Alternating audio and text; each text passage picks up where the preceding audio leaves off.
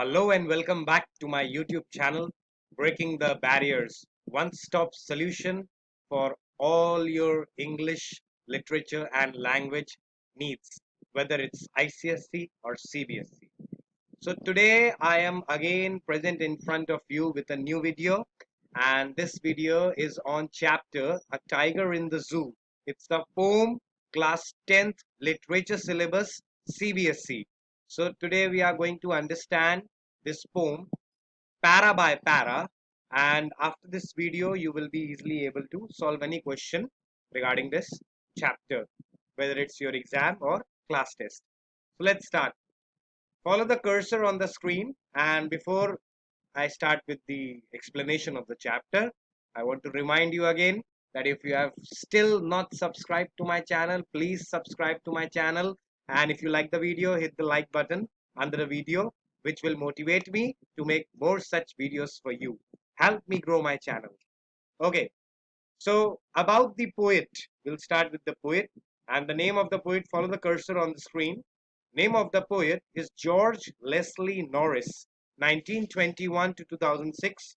Down here at the end of the page, you can see I have attached an image of George Leslie Norris. Prize-winning Welsh poet. What is Welsh? Welsh poetry. And people who write Welsh poetry are known as Welsh poet. Welsh is basically a language which is a native language of Wales in England. Wales is an area of England. See here the yellow line. I have given you a definition. Welsh poetry may refer to the poetry in the Welsh language, poetry in English from Wales, or other poetry written in Wales or by the Welsh poet. So like we are living in India, so we are Indians. People living in Welsh are known as Welsh. So Welsh poet. Short story writer. He is considered as the most important Welsh writers of the post-war period. We are talking about the world wars. And his literary works have won many prizes. His famous works are Finding Gold, The Loud Winter, Phoenix Living Poets series, Ransoms, etc. Let's move ahead. Introduction of the chapter. The poem written by Leslie Norris explains the agony and helplessness of a caged tiger that lives in a zoo. So the main character or the protagonist of the poetry is a tiger who's living in a zoo. And see in the yellow line, I have given you the definition of agony: extreme physical or mental suffering. The poet explains what his life could be if he had been a free animal. The poet has tried to explain about the condition of animals that are caged by human beings for their own fun. So poet is here trying to, explain to you the pain and the sufferings through which the animals go when we catch them and we keep them in small cages in a circus or a zoo. Specifically here we are talking about the zoo. So this poem has been written highlighting the pains and sufferings of the animals in captivity like zoo. So we start with the explanation now. See, the first four lines is the paragraph, then the stanza, and then the next paragraph is the explanation where I'm rotating the cursor right now. And below last at the end of the page, the yellow lines are always the word meanings. So let's start with the first para. He stalks in his vivid stripes. He refers to the tiger over here. Vivid stripes, the fur of the tiger, the skin of the tiger is covered in various stripes pattern. That is what we are talking about.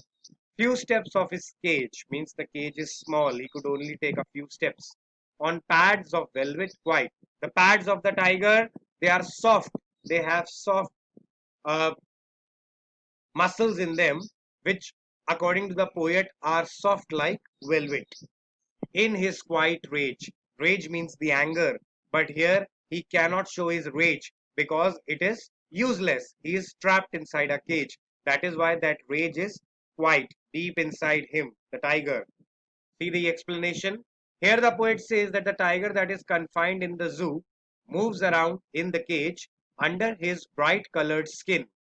He further says that the tiger can take only a few steps because the cage is small and it is not easy to move in it. One cannot hear his footsteps because he has very soft feet. Now these type of paddings under the paw is naturally given to the tiger or these animals of the cat family because it helps them to silently reach as close as possible to their prey so that they could hunt. Velvet, because of which there is no sound of the tiger's footsteps. Tiger tries to control his anger by quietly walking in the limited area of his cage. He is angry because he is not free. Stalks follow. Vivid, bright color, pads, paws of the tiger, and rage means anger. Now, the next slide, we come to the literary devices which are used in the first para. The rhyme scheme of the first para: A, B, C, D, cage and rage. See in the first para again, vivid, sorry, stripes, A, cage, B, quiet, C, because all the three words are not rhyming with each other. But when we come to rage, it is rhyming with cage, rage. That is why we again give it B, because they are similar. Coming back to the literary slide, A, B, C, B. B, two lines because cage and rage. Next, personification. Personification when non-living things are given human attributes. Here tiger is denoted by the term he. That is why it is personification. Metaphor. Tiger's paws are compared with velvet. Pads are compared with velvet. Two completely distinct things which cannot be compared in the real world. If they are compared in a poetry, it is termed as metaphor. And agar as or like se comparison hota hai, then it is termed as simile. Enjambment, sentence is continuing without the use of the punctuation mark. See here, he stalks in his vivid stripe the few steps of his cage. After two lines, there is a comma. That is means in the first two lines we have used enjambment. Next, imagery. Poet tries to create the image about the tiger. Vivid steps, walking in the cage. An image is he is trying to create an image in the mind of the reader. That is why imagery. Next, consonants, use of the S sound like stalks, strips, and assonance, use of the vowel sound like vivid, strips, I is being used. Vivid, stripes, I. Oxymoron, use of the adjectives which are completely opposite like quiet and rage. Both are opposite to each other but used together. This is known as oxymoron. Let's move to the second para. Don't forget to subscribe my channel. He should be lurking in shadows. Now poet is trying to teach you that if this tiger was not in this cage and if it would have been in his natural habitat, that is the jungle, then what it must be doing?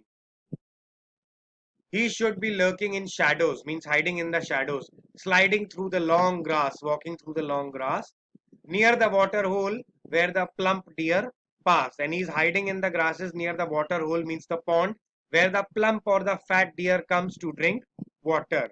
See the yellow line at the end, lurking means to stay hidden and wait for your prey.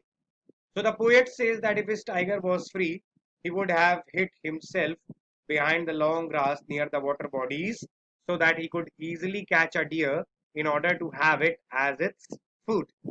Basically, the poet wants to say that the actual life of the tiger is to live in the jungle where he could catch his prey and eat it. But the tiger in the cage cannot do so. Second para only tells us that tiger here is helpless.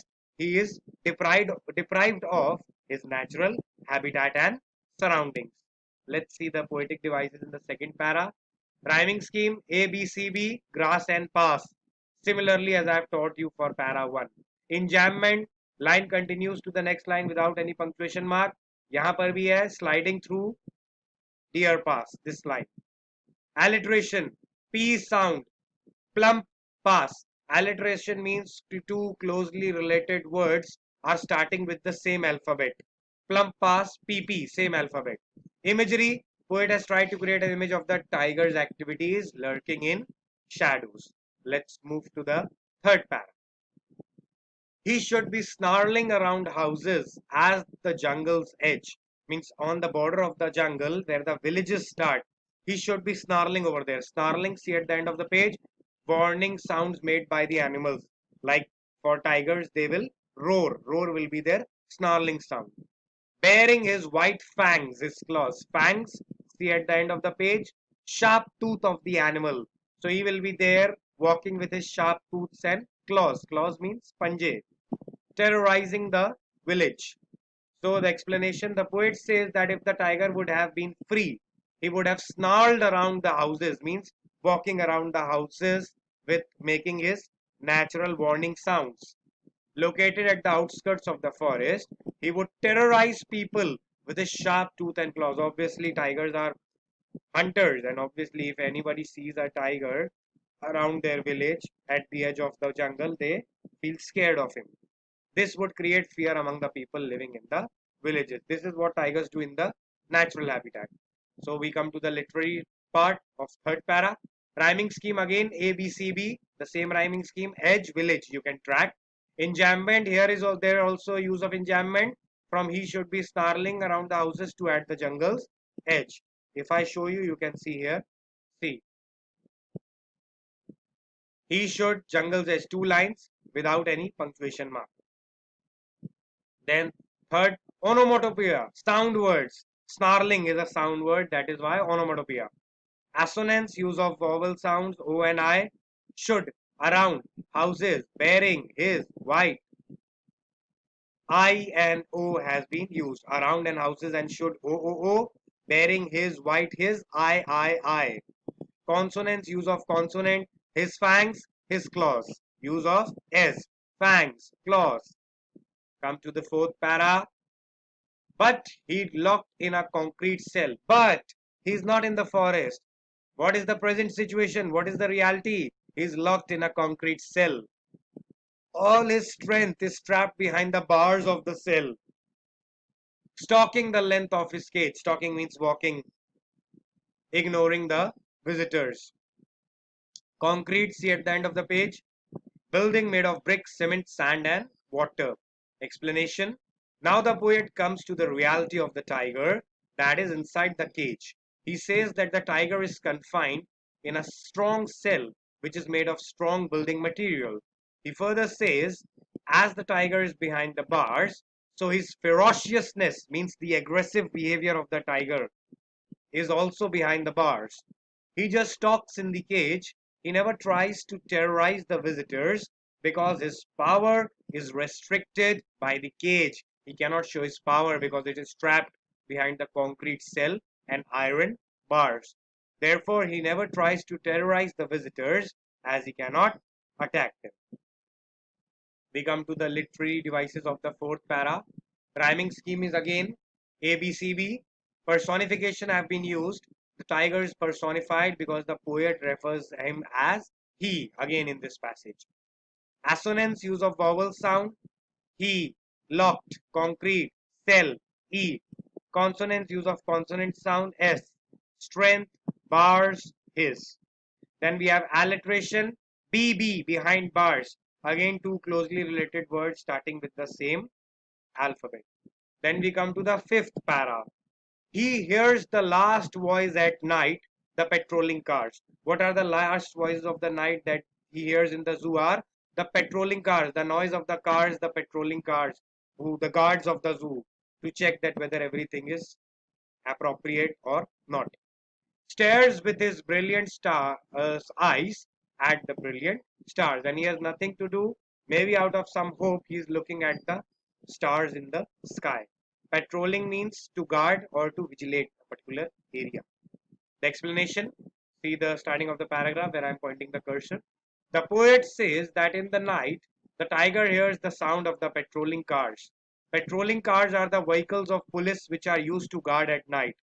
So in the night, the tiger hears the sound of these cars. He then stares at the shining stars with his shining eyes. The poet wants to say that the tiger is sad and is confined in the cage, so he cannot do anything. Therefore, he stares at the stars in the night, tries to divert his thoughts towards them. He is sad because he's not free. He is trapped in the cell. But to divert his mind from this situation, he looks at the stars, and he is looking at the stars maybe to hope that one day he will also be free like the stars of the sky, and he's also trying to divert his attention. So now we'll go to the literary device part of this paragraph. So these are the literary devices for the fifth paragraph. First is the rhyming scheme, that is ABCB. The same rhyming scheme have been followed in all the 5 stanzas. Here it is cars and stars. Then again in jambonment we have 3 continuous lines to line 4 without any punctuation mark, and stares with his brilliant eyes at the brilliant stars. Then we have alliteration, use of sound edge in the starting of 2 words, he and hers.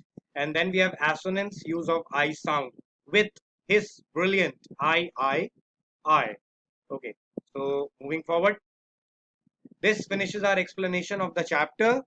This poem contains 5 stanzas. All the 5 stanzas I have explained to you with the vocabulary and the literary devices. So this is a quick summary of the chapter. I have already given to you the explanation.